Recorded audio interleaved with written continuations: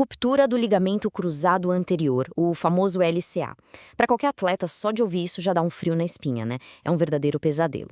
Mas, olha, a jornada para voltar a jogar, por mais que pareça um bicho de 7 cabeças, é um caminho que a ciência já mapeou direitinho. E é exatamente esse mapa que a gente vai desvendar agora, passo a passo. Nosso roteiro é o seguinte: a gente vai entender o que é essa lesão, qual a grande decisão que precisa ser tomada logo de cara, como funciona o caminho para quem não opera, o plano para quem vai para a cirurgia e, claro, o grande objetivo, a volta ao esporte.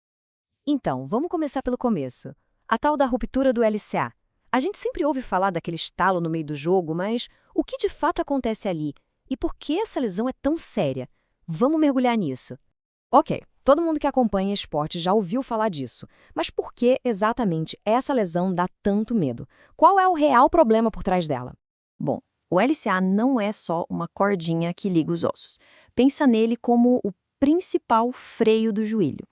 Mas não é só isso, ele também é um sensor super importante que fica mandando informações para o cérebro sobre a posição da articulação.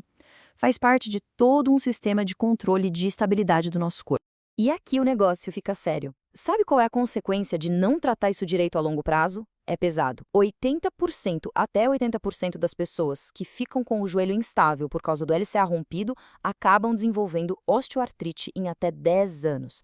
A gente está falando de dor crônica, de limitação de movimento para o resto da vida. Esse número, sozinho, já mostra o tamanho da importância de levar essa lesão a sério. Sabendo desse risco, o passo seguinte é fundamental. Isso nos leva direto para a primeira grande decisão que um atleta precisa tomar depois da lesão. É literalmente uma bifurcação no caminho da recuperação. Basicamente, existem duas estradas possíveis.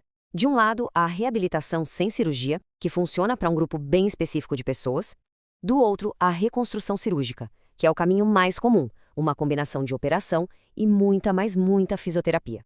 Esse pessoal que consegue seguir sem cirurgia tem até um nome na literatura médica. São os copers. Um coper, em tradução livre, seria alguém que dá conta, que consegue se virar. É aquela pessoa que, mesmo com o ligamento rompido, mantém o joelho firme e consegue fazer suas atividades sem sentir que o joelho vai sair do lugar. Mas calma lá, não é qualquer um que entra para esse clube dos copers, não. Os critérios são super rigorosos. Primeiro, o joelho não pode dar aquela falseada, sabe? Tem que ser estável. Segundo, tem que passar por uma bateria de exames físicos bem puxada. E mais, tem que conseguir pular com a perna machucada quase tão bem quanto com a perna boa. Tipo, mais de 80% da distância. E para fechar, tem que ter uma pontuação excelente nos questionários que medem como o joelho está funcionando. É um filtro bem específico. Certo. Então, para essa galera que se encaixa no perfil de compensador, qual é o plano?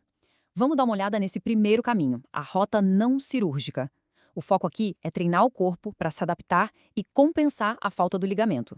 Esse programa se divide em duas grandes fases. A primeira, chamada de pré-triagem, é para colocar a casa em ordem, diminuir a dor, o inchaço e voltar a andar direito.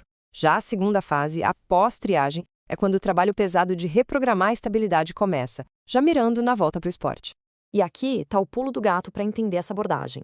Não é só sobre ficar forte e ganhar músculo. O objetivo principal é, na verdade, reprogramar a conversa entre o cérebro e os músculos em volta do joelho para criar o que os especialistas chamam de estabilidade dinâmica. E essa imagem aqui ilustra isso perfeitamente.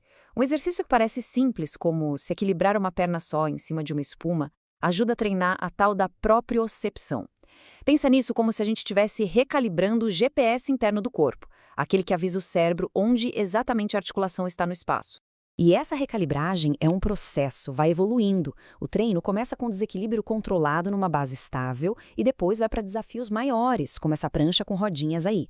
Isso força todo o sistema a reagir e a se adaptar a situações cada vez mais doidas, mais imprevisíveis. Beleza, agora vamos pegar outra estrada daquela bifurcação, o caminho que a maioria dos atletas acaba seguindo, o plano de reabilitação depois da cirurgia de reconstrução do LCA. Aqui, o trabalho é basicamente reconstruir tudo do zero. Esse cronograma dá uma boa ideia da longa jornada que é a recuperação. Na primeira semana é controle de danos, segurar a dor, o inchaço e conseguir esticar o joelho de novo. Depois, nas semanas seguintes, é reaprender a andar direito, para aí sim começar meses de fortalecimento progressivo até finalmente poder voltar a fazer os movimentos do esporte. E um ponto importantíssimo do começo da recuperação pós-cirurgia é este: O primeiro mês é uma fase super delicada de proteção total. A meta é cuidar do novo ligamento, o enxerto, enquanto se recupera o movimento básico do joelho, mas sem forçar a barra. Conforme a recuperação avança, lá pela semana 5 a 12, a fisioterapia já começa a incluir exercícios de resistência mais parecidos com a vida real. Esse exemplo de subir no degrau com o elástico, o Step Up, serve para construir força de um jeito que imita os movimentos do dia a dia e do esporte. Isso só reforça uma mensagem que todo mundo que passa por essa cirurgia precisa ouvir. Recuperação é maratona, não corrida de 100 metros. É um processo que vai somando, sabe? Cada fase cria a base que a próxima precisa para dar certo. E não importa o caminho que foi escolhido, com ou sem cirurgia, os dois levam a esse último grande obstáculo, a fase com que todo atleta sonha, a volta ao jogo, um retorno que tem que ser seguro e bem-sucedido. E voltar a jogar não é uma decisão de, já deu tempo. Para receber o sinal verde, é preciso preencher uma lista de critérios bem objetivos e rígidos. 0 dor ou inchaço, movimento completo do joelho, passar nos testes de estabilidade e talvez o mais importante, ter um desempenho nos testes de salto que seja no mínimo 90% tão bom quanto da perna que não machucou. Essa citação do material que a gente usou como base resume tudo de forma perfeita.